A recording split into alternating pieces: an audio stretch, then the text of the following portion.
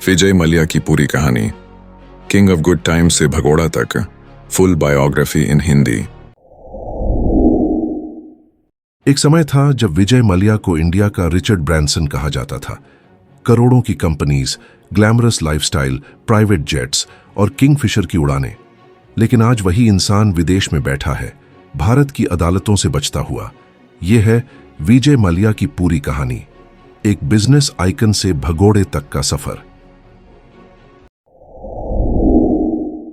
विजय मल्ल्या का जन्म 18 दिसंबर 1953 को कोलकाता में हुआ था। उनके पिता Vittal Mallya United Breweries UB group के चेयरमैन थे। उन्होंने पढ़ाई ला मार्टिनियर स्कूल कोलकाता और सेंट जेवियर्स कॉलेज से की थी। सिर्फ 28 साल की उम्र में अपने पिता की मौत के बाद मल्ल्या ने यूबी ग्रुप की कमान संभाली। बिजनेस में बहुत तेज, लेकिन साथ ही मीडिया और लग्जरी से भी बहुत प्रभावित थे। विजय मल्ल्या ने यूनाइटेड ब्रूअरीज को एक ग्लोबल ब्रांड बना दिया। किंगफिशर बियर को इंडिया का नंबर 1 बियर ब्रांड बनाया। 50+ देशों में एक्सपोर्ट होने लगा। उन्होंने कई सेक्टर्स में हाथ आजमाया: alcohol, chemicals, fertilizers, media, aviation, sports. 2 बार राज्यसभा सांसद भी बने। पब्लिक इमेज में फ्लैम्बॉयंट, लग्जरी लवर और हमेशा कैमरा रेडी व्यक्ति बने। उस टाइम पे उनको king of good times nickname मिला था। 2005 में लॉन्च हुई किंगफिशर एयरलाइंस, इंडिया की पहली luxury airline. Glamorous air hostess, in flight TV, royal treatment. शुरुआत में बहुत पॉपुलर हुई, लेकिन अंदर ही अंदर प्रॉब्लम शुरू हो चुकी थी। कॉस्ट ज्यादा, रेवेन्यू कम और जल्द ही सफर नीचे जाने लगा। किंगफिशर ने लॉस में चल रही एयर डेक्कन को खरीद लिया। यह मल्ल्या की सबसे बड़ी गलती मानी गई। हाई एक्सपेंसेस, फ्यूल प्राइसेस और पुअर प्लानिंग की वजह से एयरलाइन लगातार लॉसेस में जाने लगी। 2012 में किंगफिशर एयरलाइंस को बंद करना पड़ा। Thousands of employees, unpaid loans बढ़ते गए, कंपनी बंद हो गई।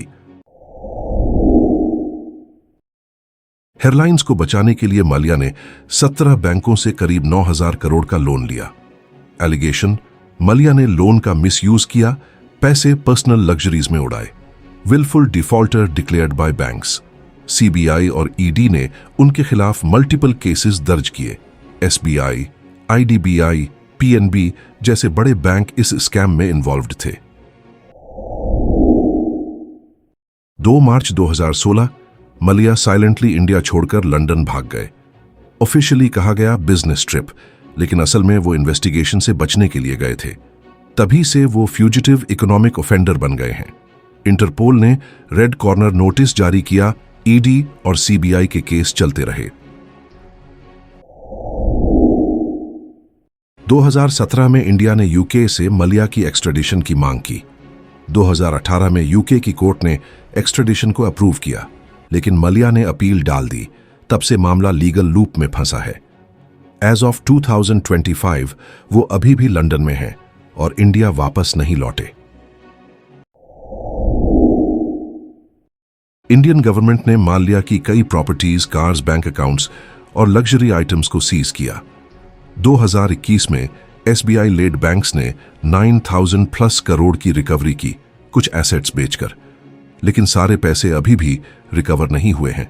एम्प्लॉयज अभी भी अनपेड हैं और कई लीगल इश्यूज अभी पेंडिंग हैं। कुछ लोग उन्हें ग्लोरीफाइड थीफ कहते हैं, तो कुछ उन्हें मिसअंडरस्टूड एंटरप्रेन्योर।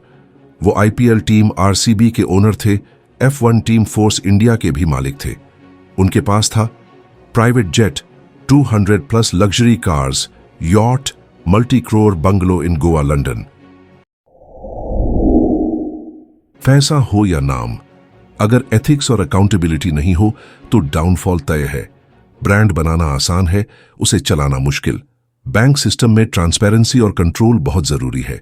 मीडिया कैसे किसी को आइकॉन से विलन बना सकती है, ये इसका उदाहरण है। क्या आप मानते हैं कि विजय मल्ल्या दोषी हैं या वो एक पॉलिटिकल टारगेट हैं? कमेंट करके जरूर बताएं।